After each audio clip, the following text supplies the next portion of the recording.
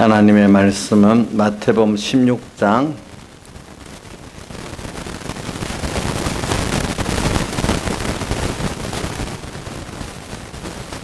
마태복음 16장 4절 같이 봉독하도록 하겠습니다.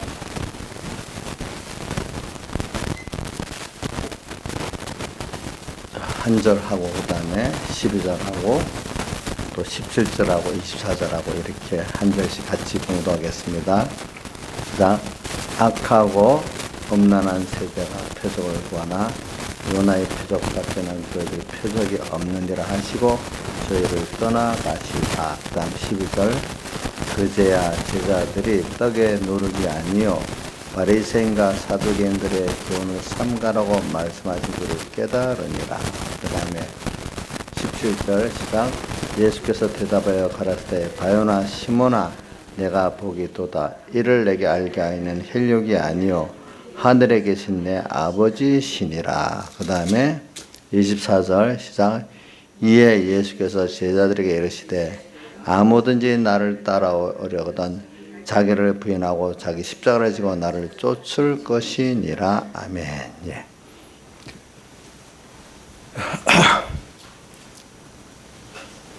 오늘 이 말씀에 오늘 그동안 이렇게 앞에 절들 해석하다 보니까 24절 해석을 잘 못했어요. 24절에 보니까 아무든지 나를 따라오려거든. 자, 이게 우리 신앙생활에 이거 참 굉장히 중요한 방향입니다. 주님을 이렇게 따른다는 거 이게 뭐냐 하니까 주님과 간단히 주님의 제자가 되려 하거든 이 말이고 좀 더 깊이 들어가면 주님의 우리가 자녀잖아요. 자녀가 부모와 같은 모든 면으로 똑같은 그런 장수한 자가 되도록 양육을 받아가지고 오늘 부모와 같은 그 인성, 그 실력, 그 지식의 인품에 도달하도록 되는 그것을 가리켜 아무든지 나를 따라오려거든 이렇게 말합니다. 우리가 근데 오늘 여기에 못 이루는 사람들은 그게 목표가 아니고 주님의 도움을 받아가지고 내 세상의 욕심을 이루려 하는 사람들, 또 어떤 사람 주님의 도움을 받아가지고 이제 욕심도 이룰 힘이 없고 너무너무 힘드니까 힘든 문제를 그죠 해결해야 합니다. 이런 두 가지 사람들은 우리가 궁극적으로 인본적 신앙이고 그러니까 예수님의 제자가 되고 않고 그분의 지식도 배우고 그분의 인품도 배우고 그분의 모든 실력들을 같이 배우고 그분을 따라서 그분과 같은 작은 예수가 되려 하고 진짜 작은 예수 그걸 소망하고 나가는 불로 갈라지게 되어 있습니다. 오늘은 우리가 정말 예수를 믿는 사람들 오늘 여러분들도 방향을 잘 잡기 바랍니다. 물론 시작은 전부 다 대부분 인본적인 데 시작됩니다. 나이가 들니까 너무 어려우니까 죽는 건 두렵고 어찌할 바를 몰라. 하나님 너무 아프면 그냥 살려달라는 말밖에 없고 또 부모들이 자식이 너무너무 급하게 막 이래 되면 그만 아무 생각 없이 그냥 살려주세요 그래요. 그죠? 그럴 때는 조건이 없어. 하나님은 그동안 잘했니 못했니도 없어. 그러니까 이래갖고 주님을 찾는 사람들이 있고 이제 어떤 사람들은 세상에 이것저것 다 해봐도 만족이 없어. 또 되지도 않아 모든 게. 그러니까 하나님의 도움을 받아가지고 내 어떤 세상적 성취를 이루려고 그런 만족할 줄 아는 이런 사람들도 또 시작이 될 수가 있습니다. 세상을 살아보니까. 그러나 그런 것들도 통해서 하나님을 몰랐던 사람들이 자기 인간을 부인하고 하나님을 인정하는 그 순서로 들어가게 되는 거죠. 그러면 하나님은 오늘 우리 그 하나님으로만 알고 그 하나님을 통해서 썩어질 세상 것만 잠깐 지고 있는 그걸 주려고 안 그래요. 알겠죠? 여러분들이 자식을 키우면 자식이 원하는 같이 맛있는 어떤 과일도 사주고 과자도 사주고 고기도 사주고 그걸 끝내려는 게 아니잖아요. 그렇죠?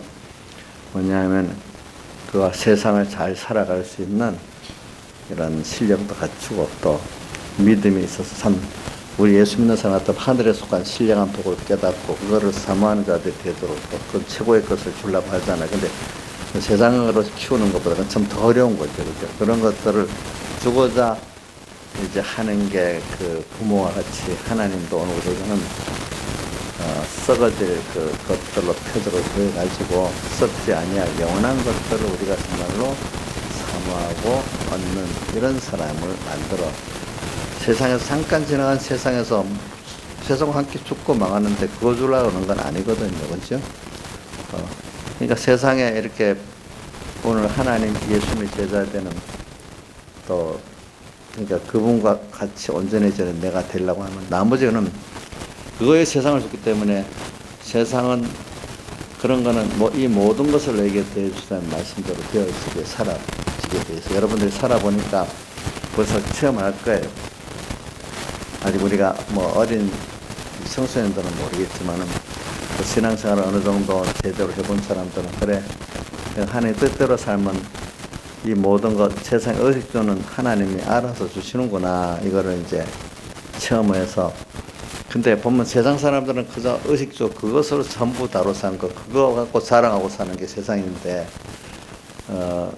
근데 우리는 그것이 종이 아니에요. 그렇죠? 그걸 선물로 사용하고 더 큰 거 하나님을 얻고 그렇죠? 그 나라를 준비하고 우리가 가야 될 그 나라 또 그분과 함께 영원히 살 그 주님을 우리가 배우고 사는 그게 오늘 우리 할 일이잖아요. 땅에서. 그러니까 땅에서 사는 목적이 세상 사람들과 다른 거예요. 근데 인본적인 신앙은 세상 사는 게 세상 사람들하고 똑같아요. 소망이. 다른 건 뭐가 다르죠? 일반적인 사람들은 인간의 피조물의 도움을 가지고 자기나 도움을 가지고 일을 하는데 우리는 이제 자기 힘으로 안 되는 하나님의 도움을 얻어갖고 세상 그런 것들을 문제를 해결짓고 얻으려는 그것만 다른 거예요. 그죠? 소망은 똑같은 거예요. 근데 우리는 지금 예수 믿는 사람은 소망도 바뀌어야 되고, 그죠? 바라보는 의지도 바뀌어야 되잖아요. 그죠? 예.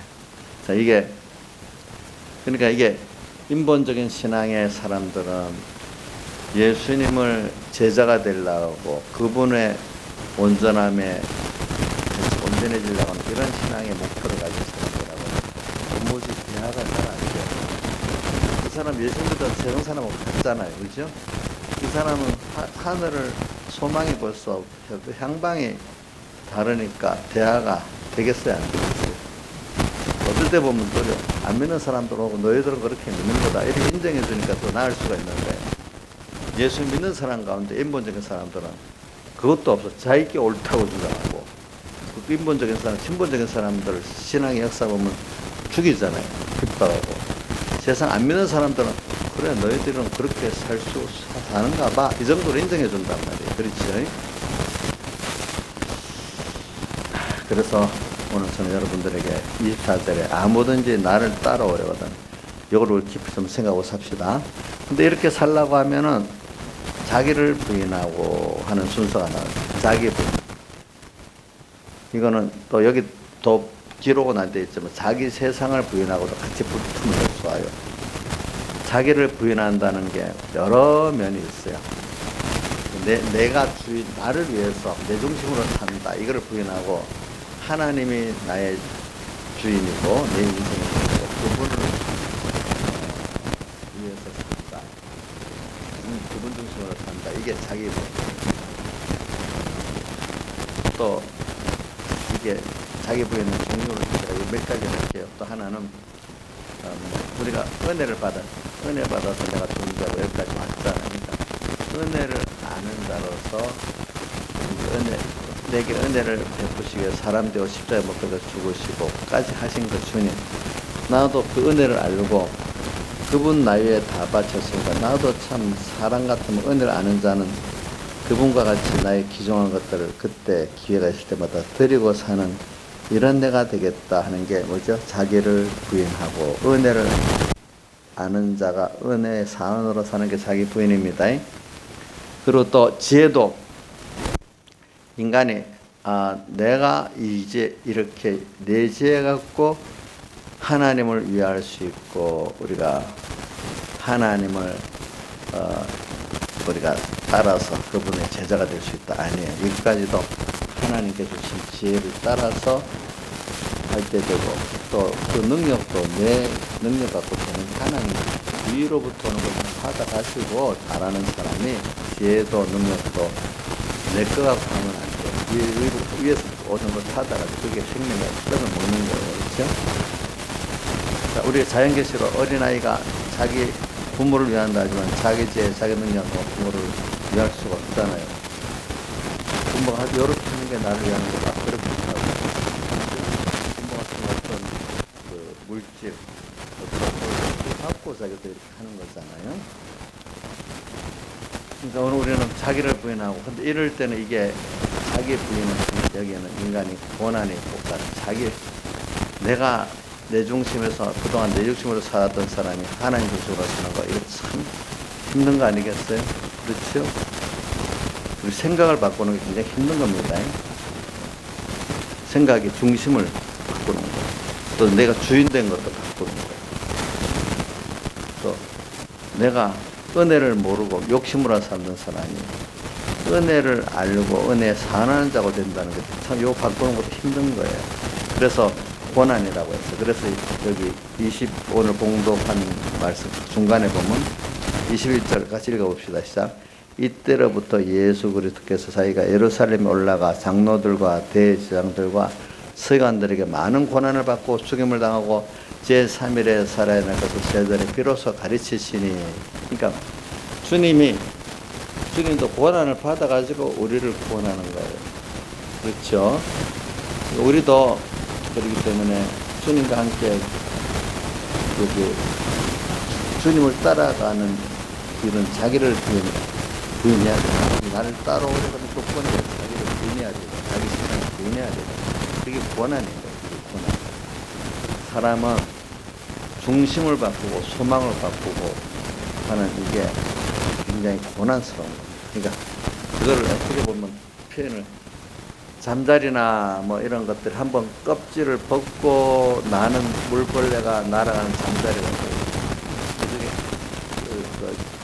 계란에서 병아리가 딱 나오게 돼요. 그때 굉장히 고통스럽게 나온 것 같아요. 껍질을 벗고 날아가는 잠자리, 껍질을 벗고 나오는 병아리가 딱 되기까지 고통이 그 고통이 아니라 고난을 받는다. 우리는 그렇게 내가 변화가 되는 거죠. 우리가 받는 고난은 다 이런 고난이거든요. 알겠죠? 그렇기 때문에 우리가 오늘 우리 예수 믿는 사람이 오는 고난은 다 좋은 거예요. 우리 하나 나쁘고 다 고난의 표시로 의미가 있다. 죄를 지어서 배를 한 대 맞았던 남보다 더 한 대 더 맞았어. 그럼 이정수 너무 억울할까요? 또 감사해야 될까요? 이치적으로 아니 자기 심정적으로는 뭐 그렇지. 자기가 아는 양심적으로 보면은 어때요? 다 그만큼 죄를 안 짓게 되잖아요. 그지? 슬쩍 지나가면 다시 죄 짓겠죠. 그래서 우리 주변에 보면 우리가 모를 때는 죄를 남보다 매를 더 맞으면 저가 무슨 죄를 크게 지었나 이래 하지만 깨달은 사람들은 저 사람 하나님이 특별히 간섭해 주는구나.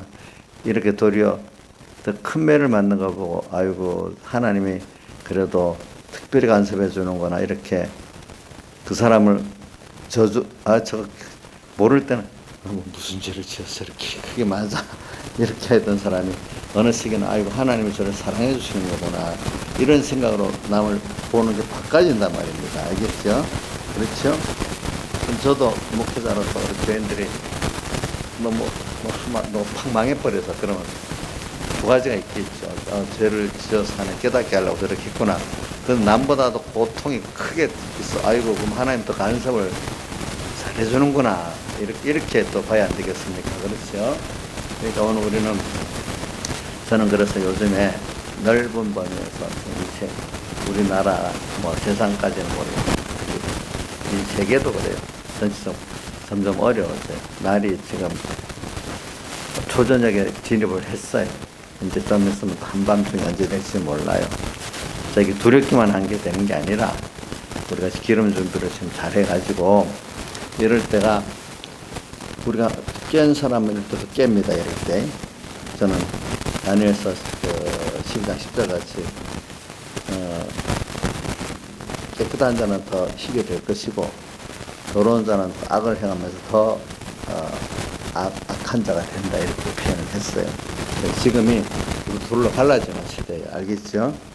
근데 하나님께서 모든 택한 백성들을 다 깨끗게 하지는 않아요. 알겠죠? 성경을 보면 항상 그 중에 택한 은혜를 받은 자들이 다니엘을 보고 뭐라고 돼 있죠? 천사가 은혜 받은 자요 이렇게 말하잖아요. 그죠? 그리고 오늘 말세 이렇게 간섭해 주면서 주님께서 간섭해 주니까 세상하고 전투가 많으니까 고난이 더 많죠. 자기를 부인하고 자기 십자가를 져야 되니까. 근데 그거를 다니엘에게 천사는 다니엘을 보고 뭐래? 은혜 받은 자요 이래 있잖아요. 그렇죠? 은혜 받은 자요. 여러분들이 이 세대에 다니엘 입장에서 보세요. 그게 쉬운 건가? 또 평범한 사람이 아니고 높은 관직에 있으니까 모든 사람의 눈이 더 집중될 거 아니겠어요. 그것도 자기 고국이 아니고 적국에 그것도 포로된 데서 굉장히 높은 데 올라갔으니까 사람들 시기가 많은 거 봤죠. 기도해서 어떻게든 잡아열라고 하는 시기도 봤잖아요. 그런 입장에서 자기 또 믿음을 지키려니까 얼마나 힘들겠어요. 그죠? 그런데 그거를 다니엘 힘들다고 생각 안 하고, 그죠? 거기서 더 끼어 살 수 있는 좋은, 힘들지만 끼어 살 수 있는 좋은 조건이라고 보는 거예요. 여러분들도 주변이 어렵기 때문에 내가 더 끼어 살게 돼 있지. 주변이 너무 편해 보세요. 그러면 끼어 살지를 않거든요. 그렇죠? 끼어 살지를 못해요. 그러니까 우리가 넓은 범위는 우리가 하나님이 지금 이 시대를 이렇게 어둡게 만드는 것은 하나님께서 오늘 우리에게 구원을 주시기 위한 순서다. 근데 어떻게 좁은 범위를 한국교회가 너무 평안해가지고 그만 그 성경의 신명기 같이 보면 사람이라 하면 너 평안이 길어지면 등 따시고 배부르고 하면 그 하나님을 배반하는 순서 꼭 나오잖아요. 인간은.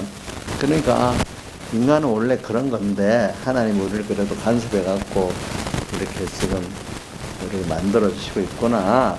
이걸 감사히 여기가 안 되겠어요. 그래서 아이고 왜 계속 평안을 안 주고 이렇게 어려움을 주시지 우리 시대에. 어려우면 다음 시대에 좀 좋겠다. 이라는 건 하나님을 사랑을 모르고 대적하는 거예요. 그렇죠. 알고 보니까. 자, 그러니까 우리가 이런 거를 깊이 제가 말하는 거는 억지로 맞추는 말이 아닙니다. 알겠죠? 여러분들. 그래서는 요즘에 계속 하는 게 뭐냐면 분명히 우리나라 그 사람이 제일 먼저 당하는 게 경제 문제 당하면 제일 먼저 탁 표가 나거든. 근데 그것보다 더 힘든 거는 병들어서 고통당하는 게 사실은 더 힘들어요. 근데 하나님 꼭 우리 순서를 할 때 보면 경제 문제로 어려움을 겪게 하고 그 다음에 무슨 몸에 병을 줘서 깨게 하고 어쨌든 인권적으로 억압을 받고 천대받아 이것 깨닫게 하고 이런 순서를 거치더라고 보니까요. 그래서 제가 보면은 우선 다른 면보다도 우리가 피부로 느끼는 경제 문제의 어려움을 먼저 느낄 것 같아요. 근데 여러분들은 벌써 그 순서가 하나님이 먼저기 때문에 경제 문제 어려움이 와도 여러분들은 그 경제 어려움이 크게 느껴지지 않을 거예요.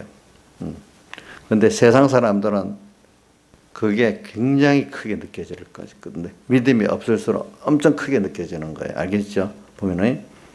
자, 그래서 제가 이거 예언자는 아니지만은 우리나라나 세계가 지금 코로나 때문에 엄청 돈을 풀기 때문에 제로금리가 다 풀기 때문에 실물 경제하고 금융하고 괴리가 나면은 그건 진리입니다. 언젠가 돈은 막 퍼부어서 오는데, 그러니까 이제 어떨 때는 그 경기가 위축이 좀 살리기 위해서 그렇게 하는 일시적으로 좀 필요할 때가 있어요. 돈을 막 풀어버리는 게, 금융. 근데 그게 지나치고 계속 나가고 너무 실물하고 그 금융하고 괴리가 심해버리면요, 나중에 버블 올라가가지고 거품이 꺼진단 말이에요. 그러면 우리 가깝게서 일본이 잃어버린 20년 해가지고 그 도쿄의 집값들이 일본 그 말이 진짜 도쿄도, 그러니까 도쿄도랑 우리나라만 경기도, 서울하고 경기도까지 포함한 이 정도의 넓이의 부동산 가격이 미국 전체보다 비싸다 할 정도가 그때 그래 정도로 올랐다는 거죠. 사람들이 오를 때는 미친대요. 옛날에 튤립이 막 그 꽃이 나왔다고 굉장히 높을 때, 튤립꽃. 우리가 가치가 어느 정도 되는데 사람들이 투자를 하는데 이거 한없이 돈을 주고 사는 거라고. 이거 보면 될 수도 없는. 그 튤립 가격이 폭락해가지고 다 거지가 됩니다. 사람이라는 게 그렇대요. 그러니까 그러니까 지금은 온 세상에 막 돈을 풀어서 부동산 가격이 다 우리나라만 해 세계가 막 오르는, 특히 우리나라는 더 오르잖아요. 그렇죠? 언젠가는 그 값이 일본같이 붕괴가 되긴 해요. 이래 가면은, 아니, 이렇게 안에 계속 정부가 정책을 안 바꾸고 계속 돈을 풀고 가니까 주식시장도 막 지금 오르잖아요. 그죠? 돈의 힘으로 그걸 유동성이라 해요.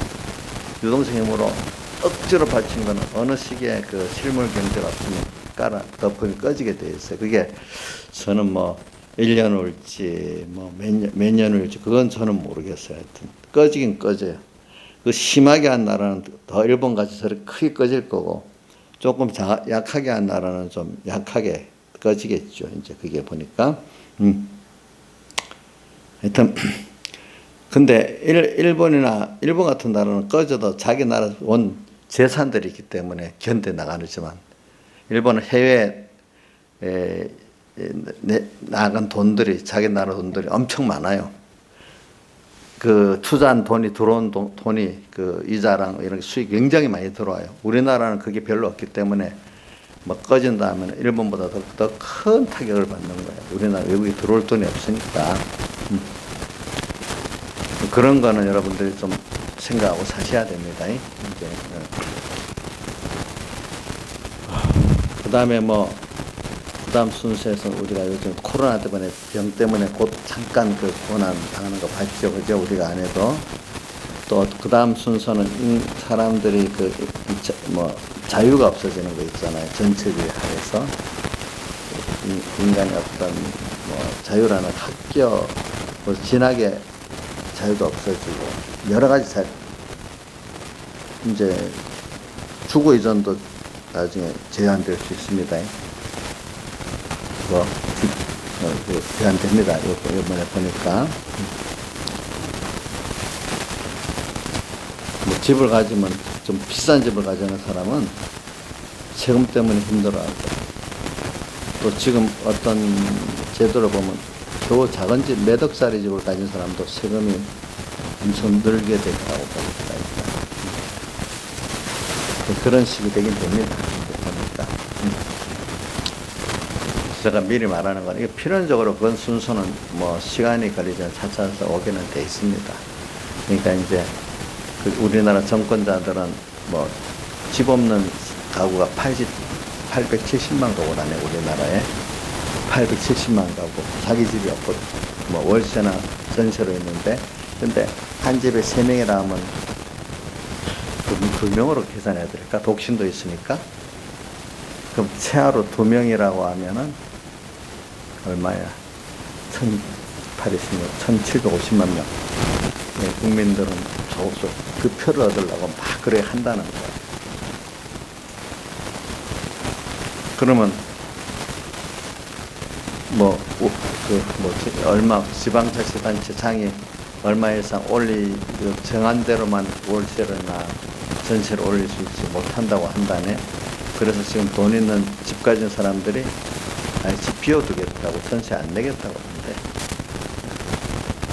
그럼 결과적으로 뭐냐면 서민들이 더 비싼 월세를 내고 그 사람들도 그러니까 비싼 전세가 서민들 위한다는 게 잠시는 좋은데 몇 년만 지나면 엄청 더 서민들이 더 어려워지는 순서.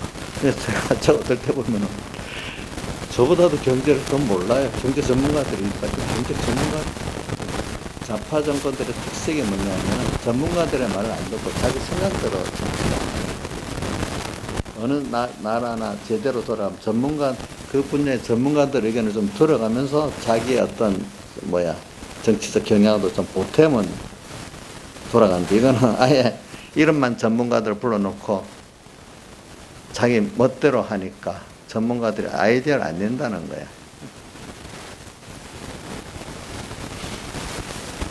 예를 들면 제가 설교해야 되는데 우리 이강희가 설교를 하면 잘하겠어? 아직까지는 안 되겠지. 그런 꼴이랑 마찬가지야.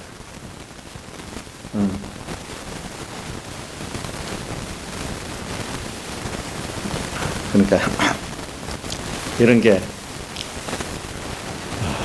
언젠가는 오는 거죠. 그죠? 그러니까 사람들이 욕심을 가진다고 되는 게 아니고 그게 이치에 맞아야 되는 거잖아요. 그죠? 그러니까 지금 집 없는 사람들이 쏙 시원하다. 인간의 그 가지지 못하는 사람은 가진 사람을 시기하는 거 있잖아요. 그거 이용해서 되면 자기들은 좋을 것 같아도 나중에 같이 망하는 거야. 시기로 되는 거 같이 망하는 겁니다. 알겠죠? 옛날 부잣집에 만약에 부잣집에 붙어 있으면 뭐 같이 나눠 먹을 게 있다 했잖아요. 그리고 부자들이 있고 좀 이런 게 있어야 나눠 먹을 게도 있지. 같이 가난해 지금 뭘 나눠 먹을 게 뭐가 있겠어요. 예?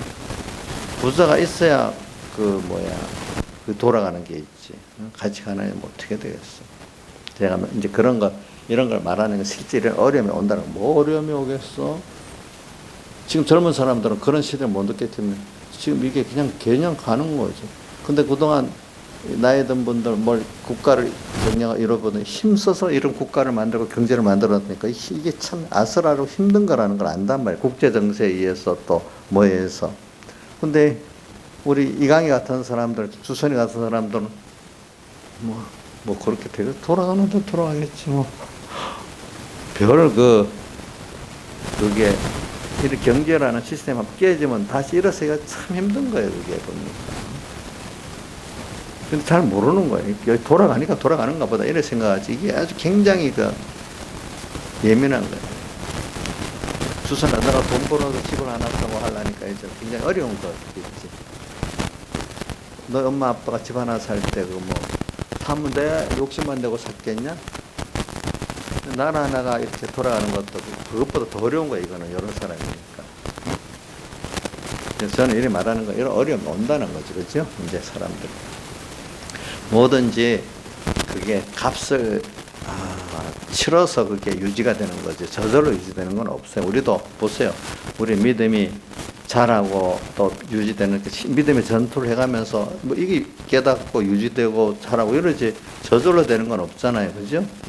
그러니까 이거 여러분들이 알고 앞으로 세상은 어려워진다 이런 생각 좀 가지고 사세요. 알겠죠? 가지고 사세요. 근데 그 준비를 하면은 그 어려움이 와도 내가 그렇게 어려움이 되질 않아요. 알겠죠? 이제 보면은 준비가 되는 사람들은 괜찮아. 그러니까 제가 이거 말하면 누구 문재인 정부를 비판하기 위해서 그런 거 아닙니다. 그 분들이 정권을 잡아서 그래 하는 것도 하나님의 큰 구원의 예정 속에 있는 거예요. 자기들이 잘하려고 그래서 그런 게 아니라 이거예요. 우리가 보면은. 근데 저는 이제 그런 걸 보면서 이제 우리가 저 어려움이 온다. 날이 지금 초저녁으로 들어간다. 근데 그러면은 경제적인 면이 제일 1번이고, 그 다음에 인권적으로 좀 여러 가지 어려우면 그것이 그것보다 좀 더 어렵고, 제일 어려운 거 내 몸에 병이 오는 거 제일 어려운 거예요. 여러분들 살아보면은 하여튼 어떤 면으로 할지 저는 그 사람마다 맞추겠죠. 그래 하여튼 이런 걸 알고, 근데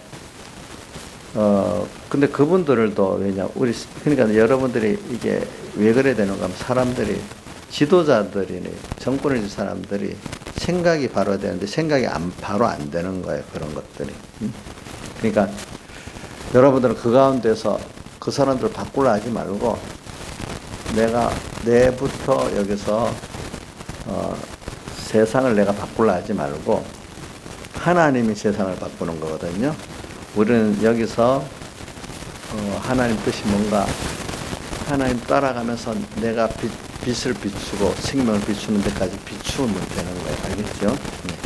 그리고 그런 세상의 평안과 기쁨하고 우리가 하늘에서 받는 하나님께서 주는 평안과 기쁨은 아주 차원이 다른 겁니다. 아시겠죠? 이제 근데 세상의 그런 어려움을 통해 가지고 우리가 뭐냐 하면 하나님께서 주시는 그 평안과 그 기쁨과 가치를 우리가 깨닫게 되는 거예요. 알겠죠? 그건 고난이라는 순서를 너희가 여러 가지 시험을 만나거든 또 믿음의 시련을 통해서 이게 받는 거기 때문에 평안만을 소망을 하면 안 돼요. 하나님은 여러분들도 부모가 자식이 평안하기를 바라겠지만은 그 평안보다도 그 모든 실력을 갖춰갖고 이 험한 세상을 살아가면서 평안을 누리도록 하는 거죠. 실력 없는 평안을 그냥 평안만 놔두면 부모가 떠나버리면 부모가 있는데도 그 평안이 안 돼. 그죠? 예. 그런 것 하나님도 오늘 우리에게 세상만을 주려는 게 아니거든. 더 귀한 것들을 주려는 거잖아요. 그죠? 그렇기 때문에 이 세상에서 우리가 시험을 받고 훈련을 받고 연단을 받는 거란 말입니다. 그러니까 소망이 예수 믿는 사람 항상 땅에 있으면 안 돼요. 어디에 있어야 되죠? 주님께 있고 그 나라에 있어야 되는 겁니다. 그 소망을 향해서 우리가 지금 하나님 인도를 받아 훈련을 받고 믿음의 시련을 받고 이렇게 하는 겁니다. 그러니까 땅의 것들을 보면서 인간들이 하는 게 이렇게 힘이 없구나. 인간의 지혜는 이것밖에 안 되는 거구나. 사람이 말하는 평안과 기쁨이라는 거는 하나님이 주시는 우리가 받아야 될 그 차원하고는 아주 다른 거구나. 이런 걸 자꾸 비교를 해서 여러분들이 알고 그러니까 세상 것을 무시하는 건 아니지만 그거에 비교해서 우리가 하나님께 받는 평안과 기쁨과 소망은 가치는 이 생명은 이것과 비교가 안 되는 거구나. 그걸 자꾸 깨달아서 그러니까 어떤 사람들은 그래 세상을 좀 힘들어도 주님 없고 그분과 함께 하는 게 너무 좋아서 세상을 손해보잖아요. 우리가 보니까. 그렇죠? 그런데 저는 오늘 이게 할 말이 참 많지. 근데 세상에 정치하는 사람들도 보면은 처음에는 자기가 좋은 세상 만들어 보겠다고 시작하는 면도 있어요. 그래서 지금 제가 우리 조선일보 옛날에 주필했던 유건이라는 사람이 있어요. 유건이라고 유명한 사람이에요. 이 사람도 옛날에는 그 학생운동에 깊이 다폰동 깊이 했던 사람을 하더라고. 자기 서울대학교 나와가지고. 근데 거기 몸담고 있을 때 그 사람이 얘기가 뭐냐면 좌파들은 그게 하나의 사상 아니라 종교래. 좌파 종교.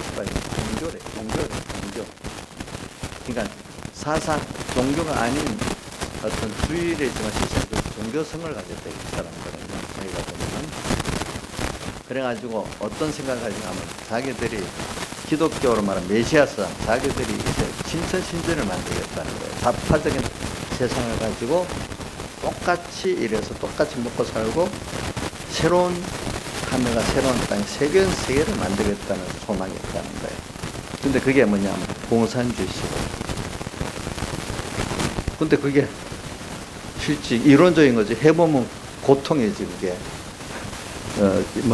메시아 이 험한 세상 이거를 경쟁에 약한 어리석은 인민들 위해서 그런 세상을 만들면 경쟁 없이 다 편안히 사는 세상이 된다. 그분은 경쟁을 싫어해. 그분들은 그 경쟁이 선의 경쟁이 없으면 사회가 발전이 안 되거든요. 자, 여러분 상품 같은 것도 선의 경쟁하면 좋은 상품이 나와야 안 나와요. 옛날 옷도 겨우 입는 똑같은 옷 검은 옷 하나만 쭉 줘서 뭐 다 이렇게 되고 생산해서 나오면 그런 식이 되는 거죠. 그러면서 그분들은 결과적으로 어떻게 되는 거 아닙니까? 인간의 욕심은 또 발동하기 때문에 자기들은 혁명자 전사기 때문에 상승계급으로 살아야 되고 나머지 인민들은 가난하게 평등하게 그 정권을 살면 그게 농촌에서 이렇게 서로 호자가르며 사는 이런 세계를 생각하는 거예요. 이 현대사회에서. 가난해도 좋은, 그게 붕어 가재로 살아라 이 뜻이 그들이 사상적에서 나온 겁니다. 가난해도 평안하고 행복하게 산다는 거. 꼭 산업을 일으켜서 잘 살 필요가 없다는 거예요. 그 여러분들 이상한 생각이죠. 글의 기본이 그분에 깔려 있어서 그런 겁니다. 알겠죠? 그분들은 잘 사는 세상, 물질적으로 풍부한 세상을 말하는 게 아니에요. 근데 그러니까 그게 잘못된 메시아 사상이라는 거예요. 하나의 신앙이라는 거예요. 뭐로 말하면 되겠냐. 불교로 말하면 미륵불. 불교에서 미륵불은 그 험한 세상을 구원하러 오는 거거든요. 그런데 인간이 그런 메시아적인 생각을 가지고 그런 세상을 인간의 지혜나 능력으로 만들 수 있다, 없다. 그러니까 역사를 볼 때. 하나님을 따라서, 하나님의 뜻을 따라, 본성을 따라서 우리가 거기에 따라서 순종도 하고 수종 들었을 때 그 은혜를 알고 사랑하고 이래 할 때 우리가 그래도 인간으로서 주어진 그 세상적인 면도 우선 하나님이 주시는 자유도 누리고 물질도 누리고 살 수가 있나. 강의부터 물어보자. 강의야, 인간들이 조직적으로 잘하면은 아주 경쟁이 없이 모든 사람이 잘 살 수 있겠니? 인간이 그래 만들면 되겠니? 주선이는 어떻게 생각합니까? 인간으로 가능하냐 못하냐? 근데 그분들은 가능하다고 보는 거예요. 실패를 해왔는데도 가능하다고 보는 거예요. 참 사람이 그게. 그래서 오늘 17절에 바요나 시모나 이거 내가 알게 아니면 행위가 하늘에 있으니 하나님이 그걸 안 알려주면 이걸 모르는 거예요. 그 인간은 또 자기가 그분들은 그런 또 뭐가 있는가 하면 자기들은 도덕적으로 선하고 나머지 사람 다 적폐야. 자기들은 다 흠이 없어. 남은 상대방은 적폐야. 근데 나중에 자기를 간섭해 줄 사람이 생겨서 자기들이 완전 적폐의 사람이 되는 거예요. 우리 모택동이나 시진핑이 적폐 아닙니까? 근데 자기들은 적폐라고 생각 안 해요. 김정은이하고 김정일, 김일성 적폐 아닙니까? 근데 자기는 그렇다고, 자기는 선한 사람이라고 생각해요. 인간이 참 예수 믿으면서 우리가 감사한 건 우리가 죄인이라는 걸 깨닫고 하나님 겸손해질 수 있다니까 얼마나 큰 축복인지 몰라요. 나는 의롭고 남은 다 적폐야. 이렇게 생각하니까 얼마나 불안한지 몰라요, 여러분들. 알겠죠? 그러니까 제가 여러분들에게 좌파라는 거 정치로 나누는 게 아니에요. 좌파적인 사상이 모르고 하는 사람 괜찮아. 근데 그게 의식적으로, 이념적으로 박히는 사람은 신앙이 들어갈 수가 없어요. 예수를 믿어도 생명적인 신앙이 들어갈 수가 없어요. 왜? 인간이 할 수 있다고 생각하기 때문에. 그 사람들에게 있어서 하나님을 따라서 자기를 부인하고 가는 거는 이게 안 맞는 거야, 안 맞는 거. 그냥 뭐 똑같이라고 똑같이 분배적인 그런 면만 가지는 좌파 같으면 괜찮은데 뭐 이념적 좌파가 되면 벌써 그 주도층들 있잖아요. 그 사람들의 그 좌파는 그거는 어떻게 신앙에 들어갈 수가 없어요. 목사님 정치적으로 뭐 좌파를 비판하라 그런 뜻이 아니에요. 여러분들에게 생명 있는 신앙을 가지기 위해서 그러는 거예요. 근데 왜 그렇게 말하는 좌파라는 게 종교라는 털은 안 쓰지만 기독교 이단의 하나로서 가장 우리 신앙의 생명을 파괴하는 그 이념이기 때문에 그걸 미리 이번 기회에 말을 하는 거예요. 알겠죠? 예? 뭐라고요? 우리 신앙의 생명을 완전히 파괴해버리는 하나의 세상적 이념이란 말이에요. 알겠죠? 그게. 근데 종교라는 털은 안 썼어. 그렇기 때문에 어디 들어있어요? 요한계시록 9장에 보니까 그 인간의 욕심 속에서 뭐가 황충이 나오잖아, 연기. 그러니까 욕심이 어떤 사상과 종교로 이렇게 만들어지는 거예요. 종교도 잘못된 종교는 그게 사이비 종교 때문에 얼마나 많은 사람이 큰 피해를 있습니까? 그렇잖아요. 그죠? 그게 들어가면은 이단, 눈에 보이는 교리적 이단이 들어가도 문제잖아요. 그죠? 그것도 교리적 이단, 좌파 사상 교리적 이단 가운데 하나예요. 근데 그분들이 민주주의라 그래. 근데 민주주의는 꼭 자유민주주의가 들어야 신앙적인 면이 살아나는 거야. 알겠죠? 그게 무슨 인민민주주의, 다수결로 무조건 하는 그거는 또 민주주의가 진짜 민주주의가 아니에요. 알겠죠? 왜냐하면 우리 신앙생활 해보세요. 좁은 문으로 들어가라. 자, 우리 생명 있는 신앙생활 하는 사람이 기독교 안에 다수예요, 소수예요? 예? 소수잖아. 그래서 다수로 나가면 다수의 인본적인 기독교인들이 소수의 신본적인 기독교를 항상 비판하는 게 역사잖아. 그러니까 다수결로 가는 것도 진짜 민주주의가 아니에요. 그걸 인민민주주의라거든요. 원래 자유민주주의는 소수의 의견도 굉장히 존중해 주는 거예요. 타협을 안 합니다. 근데 다수로 소수를 죽여버리는 거는 그거는 민주주의가 아닌 거예요. 알겠죠? 지금 이번 국회에서 부동산 3법 논의도 안 하고 그냥 탁 통과해 버렸잖아. 다수로. 그런 것들을 의회 독재랍니다. 의회 독재, 입법 독재. 상권 분립이 없는 거예요. 왜?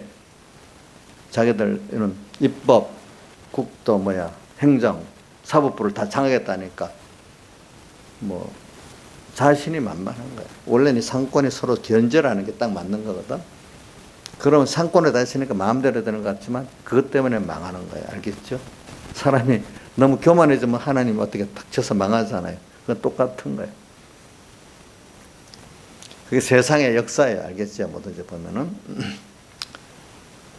제가 이래 말하는 거는 여러분들이 이제 그걸 앞으로는 세상이 이렇게 된다는 걸 말하기 위해서 그래요. 그럴 때 여러분들이 낙심하지 말고, 하나님이 이렇게 만들고 있구나. 여기서 내가 하는 거는 세상을 뒤바꾸려는 것보다도 여기서 하나님의 뜻을 따라 내가 어떻게 살아야 될까. 그러면 하나님 때가 되면 세상을 또 우리 보면 밝게 겨울에 고독을 지나다가 봄이 오듯이 이렇게 오고 여름에 오는 그 순수를 하나님 또 세상을 만들어버려요. 알겠죠? 그 정권이 안 무너지거든 무너지고 새로운 정권이 또 뭔가 기독교에 대해서 호의적인 정권이 설 수가 있어요. 또 나중에 보면. 또 경제정책을 잘해갖고 부강하게 만드는 정권이 또 설 수도 있어요. 어떨 때 보니까. 그래 우리나라 대통령들이 다 뭐든 잘해가지고 그분도 인간적으로 잘해서 지금 우리나라 이래 됐다고 생각하면 안 돼요.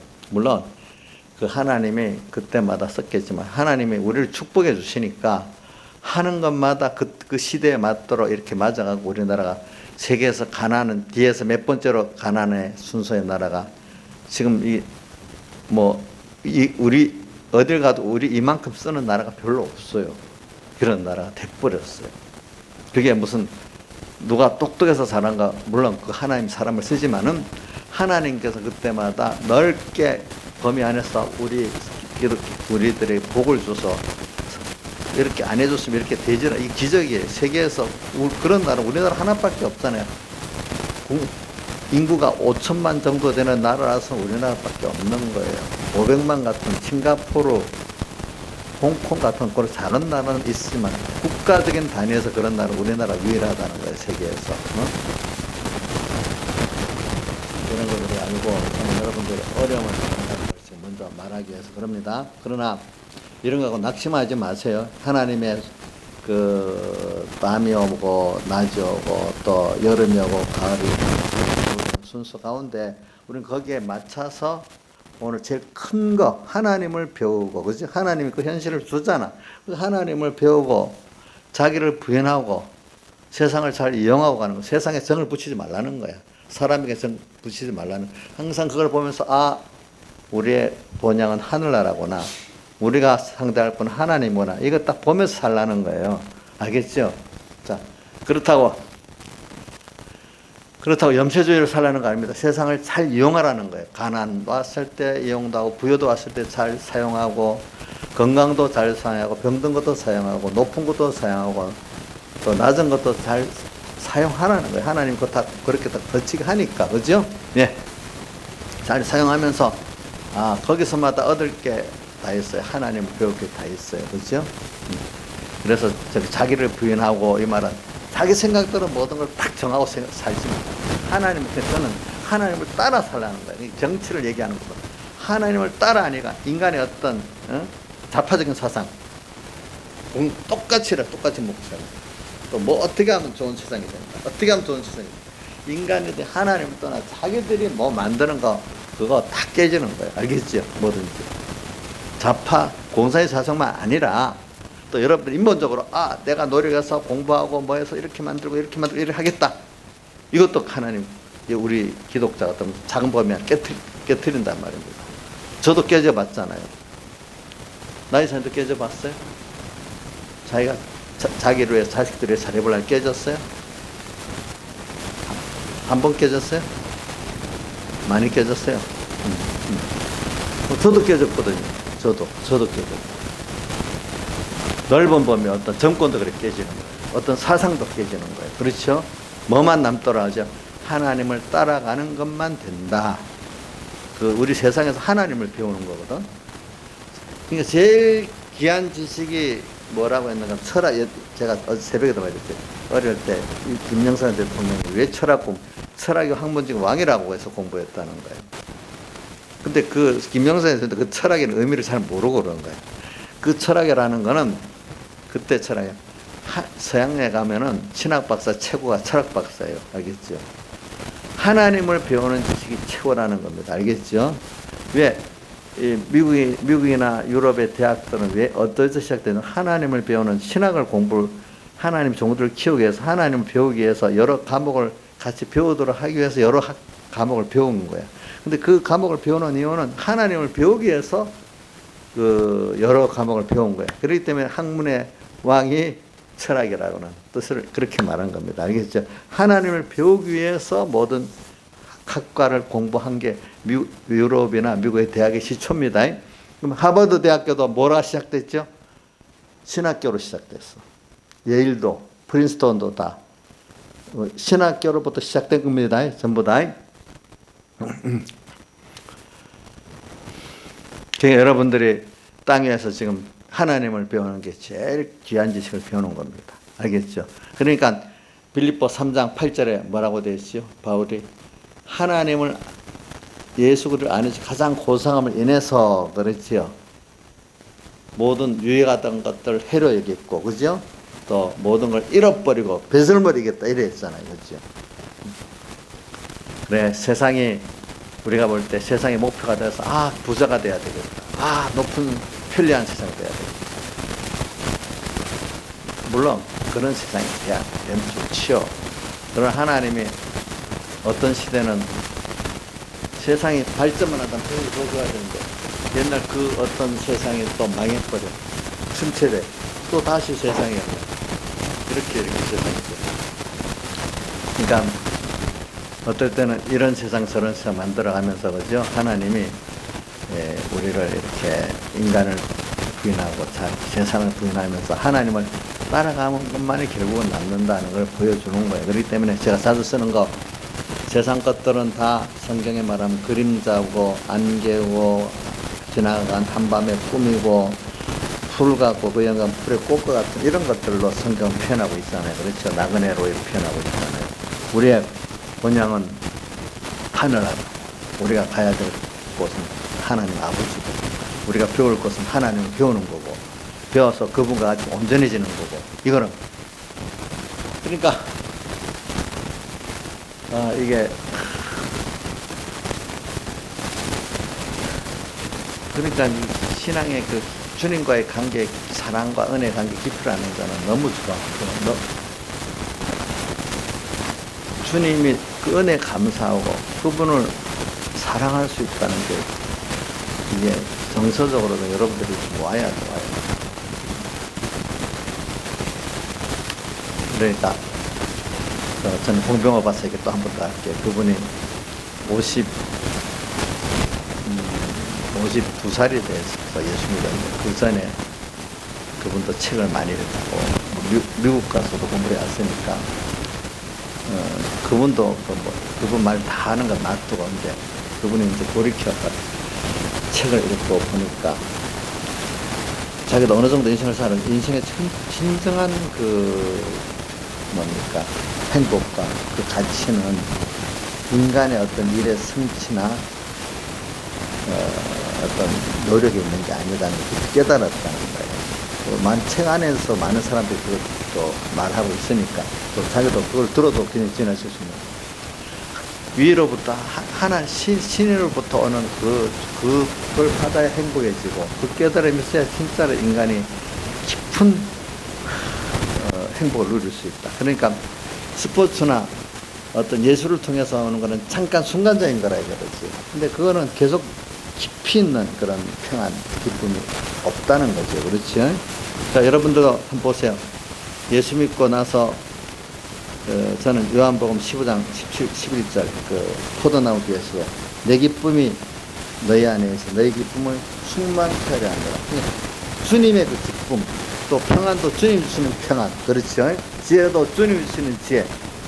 자 7절에 고린도서 3장에도 너희가 참 지혜 있는 자가 되려거든 미련한 자가 되어야 그래야 하나님으로 말하면 지혜로운 자가 된다 했잖아요. 그죠? 그런 것 같이 또 기쁨도 저는 요한복음 15장 11절 말씀이 참 좋았어요. 내 기쁨이 너희 안에서 내 기쁨을 충만케 하라. 평안도 내가 주는 평안은 세상 것과 다르다. 또 이렇게 표현했어. 그래. 그렇기 때문에 예수 그리스도를 아는 지식이 가장 고상한 거예요. 그렇죠? 그거를 맛본 사람들은 땅에 어떤 돈을 성취하고 권세를 성취하고 사람들이 좀 알아주는 그게 그렇게 좋지를 않아요. 그건 무시는 하면 안 되겠지만 제일 좋은 거는 주님을 알아서 그분과 내가 깊이 교제하고 그렇죠. 그러니까 그분이 나를 어떻게 볼까? 이게 우리 참 깨달은 생명의 사람들은 그게 제일 중요한 거예요. 주님이 나를 싫어해? 좋아해? 주님은 어떻게 나를 생각하고 있지? 주님 어떻게 내게 지금 말하라고 하지? 그분이 또 그래 너 나를 이렇게 사랑하면은 내가 힘써 구성한 형제들을 사랑해라. 예, 주님 사랑하기 때문에 사랑을 하고 그렇죠. 또 그리고 인간은 나를 떠나면 전적 부패해진다. 맞나? 주님을 떠나보니까 한없이 또 다윗 같은 사람 부패해지잖아요. 그렇죠 보니까 잠시도 주를 떠나서는 안 되겠구나. 주님 떠나서는 인생은 안 되는구나. 누구든지 주님을 떠나서 인생이 바로 될 인생은 아무도 없구나. 그러니까 사회주의자들이 공산주의자들이 자기들이 제일 옳은 사람 하나님 없이 제일 옳다 얘기하니까 가장 삐뚤어진 사람이 되는 거예요. 나중에 뭐가 돼? 우상이 되고 그렇죠. 하나님 없이 지가 잘났다는 사람들은 남을 굉장히 괴롭히는 사람 됩니다. 뭐라고요? 하나님 없이 자기가 잘났다는 사람은 남을 어떻게 한다고요? 가장 괴롭히는 사람 됩니다. 강희야, 그게 이해가 되냐? 너 하나님 없이 살아도 너는 원래 악하지 않으니까 남 괴롭히지 않을 거 아니겠니? 근데 너가 좀 돈 있고 힘 있으면 남 더 괴롭히겠지. 그런 거 같아. 돈 있고 힘 있으면 하나님 없이 돈 있고 남 괴롭힌데도 이해하는 게 아니라도요. 정권을 쥐고 있는 사람이 힘이 있잖아요. 근데 하나님 없이 간섭 없이 살면 그 하는 것마다 남을 괴롭히는 게 되는 거예요. 그죠? 그래 이런 말이 있어요. 무정부주의가 도로 인간에게 편하다는 말이 있어요.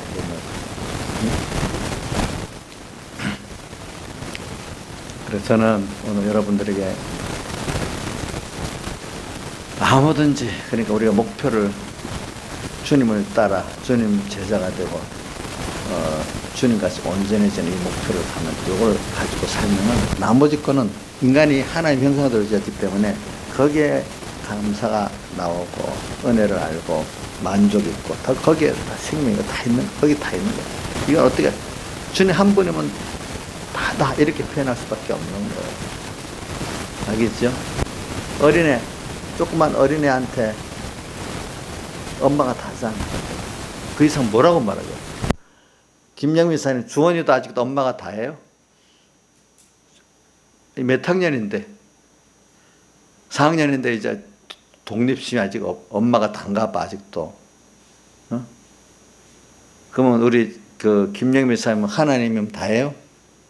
아이고 이제 좀 아는가 보네. 너 돈 있으니까 좀 하나님 뭐 뭐래줘도 괜찮다. 나는 총명하니까 부지런하니까 뭐 나는 사람들이 많이 따르니까 그거만큼 고통을 나도 하는 길이 되는 거예요. 그리고 이게 겸손해야 돼. 저도 교만해봐서 알지만은 저는 뭐 다른 신앙적으로 교만해봐서 그런 거거든요. 저는 무슨 세상적으로 교만하다는 것보다도 세상 사람들 세상적으로 얼마나 지적 교만 사실 너무 세상 사람 교만해하니까 교만. 신앙적인 교만 되게 참 문제인데 그죠? 어떻게 보면 신앙적 교만이 진짜 문제인 것 같아요. 아무든지 나를 따라오려고. 근데 이게 우리 뭘 따라가느냐 오늘 지금 말하기 위해서 그런 겁니다. 근데 그 다음에는 자기를 부인하고 자기 십자가를 지고 이게 꼭 있는 거예요. 이건 내가 고난이 없이는 안 돼. 이게 주님 따라가는 게 안 돼요. 주님을 부해지는 게 안 돼요. 주님과 한 생명이 되는 게 안 돼요. 알겠죠? 그래서 우리가 이 예수 믿는 사람들이 받는 이 자기를 부인하고 이 고난은 너무 필수적으로 받아야 될 거이기 때문에 누가 칼빈은 생각건대 현재 고난 장차 우리가 나타나는 거 좋게 비교할 수 없다. 또 그 앞에 10절, 17절이 더 좋아. 또 그 17절하고 1장 내가 지금 말하는 건 8장 17절 18절을 말하는 거 1장 29절에 그리스도를 위하여 내게 은혜를 주신 것은 첫 번째 뭐예요? 믿을 뿐 아니라 그를 위하여 고난도 받게 하심이라. 그리스도를 위해서 우리에게 은혜를 주셨는데 하나는 믿음이고 하나는 주님 때문에 받는 고난이래. 왜 고난받는 게 주를 그리스도를 위해서 주신 거래. 근데 그 고난을 받으면서 너무 감사하고 내가 주님께 은혜를 이렇게 나를 들여서 감사할 수 너무 좋고 그리스도 고난에 바울은 그 빌립보 3장 그 밑에 보면 그 고난에 참여함을 알려하여 이렇게 나오잖아요. 그 참여하는 게 너무 좋고 이런 사람이 되고 그걸 우리 주일날 오해놓고 아가사를 갖고 쭉 얘기한 거잖아요. 그죠? 그런 사람이 되기를 바라요. 제가 자꾸 이 얘기하는 거 내 거리가 뭐라도 이렇게 되면 자꾸 제가 이런 설교를 하고 나도 신앙 고백을 간증을 하면 여러분들도 자꾸 주님을 같이 내가 설득을 하는 게 아니라 주님을 사랑하는 자가 하나하나 되고 은혜를 사안하고 싶은 마음이 자꾸 자기들로 영감받아 생기고 이렇게 되기를 바라서 그러는 겁니다. 이게 논리적으로 앉아서 깨우친다고 되는 게 아니고 내가 먼저 그런 영감을 가지고 여러분들 할 때 자기도 모르게 배에 들어가는 거죠. 그렇죠? 이제 보니까 그래. 아무든지 나를 따라오려는 자기를 부인하고 자기 부인이 이게 어렵다는 것들 생각하면 또 너무 좋은 거다. 은혜를 주시면 뭐라고요? 자기 부인이 진짜 힘든 겁니다. 어떻게 인간이 자기를 부인할 수 있겠어요? 아무나 하나님 은혜 없이는 안 되는 거예요. 그렇죠? 그러나 내가 자기가 부인된다는 그 길을 간다는 거 하나님 같이 한다면 너무 좋은 거고 그 은혜를 받은 거예요. 근데 이 고난이 있는 거예요. 내가 힘들어. 뭐가? 옛사람이 죽으니까. 이 고난은 좋은 거예요. 그렇죠? 고난을 무조건 피해야 된다고 없애야 된다고 생각하는 걸 우리가 이번에 자꾸 바꿉시다. 알겠죠? 고난에 대한 개념 우리가 받는 고난은 너무 감사하고 받아야 될 고난이다. 칼병과 같이 현재의 고난은 생각건데 현재는 상처로 인하여 족치 비교할 수 없다. 왜? 자기를 부인하는 고난이기 때문에 자기 십자가를 지는 고난이기 때문에 그래서 뭘 이루는데 주님과 같은 제자가 되고 주님과 한 생명이 되니까 거기에 모든 좋은 건 다 들어있잖아요. 그죠? 인간의 참된 행복도, 참된 평안도, 참된 기쁨도, 영원한 시간도, 그죠? 또 이 사람 모든 존재에게 다 은혜를 베푸는 사람이 되잖아요. 나눠주는 사람이 되잖아요. 그죠? 하나님께 받아서 기쁘고, 받은 하나 은혜, 내 귀한 걸 들어서 기쁘고, 또 모든 존재에게 또 작은 그리스도, 작은 예수로 또 나눠줘서 기쁘고, 그죠? 이런 사람이 되는 거죠.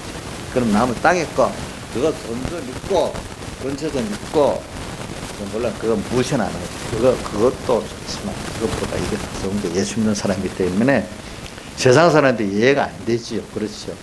인본적인 신앙도 이해가 안 되는 거죠. 그것들이. 인본적인 사람, 세상 사람들하고 소망은 똑같으니까 방편만 다르지. 그렇지.